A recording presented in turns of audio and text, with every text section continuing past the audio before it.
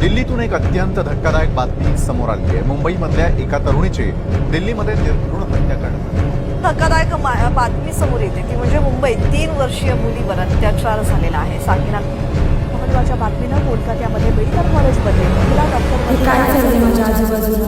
बघा तिकडे मुलींवर अत्याचारच होतात। मला फार भीती वाटते। हे जगदंबे वाचव सगळ्यांना अशा लोकांपासून। बाळा, असं भयभीत होऊन चालणार नाही। आठव आमचे शौर्य, आठव महिषासुराचा वध, माझ्या शिवबा हाते मारीला गेलेला अफजलले आठव। त्याच शिवबाच्या स्वराज्यात जन्मलेली तू एक रणरागिनी आहेस। उठ उठ आणि अशा नरदमानंतर तुझे रोखणे सामर्थ्य दाखवणे गरजेचे।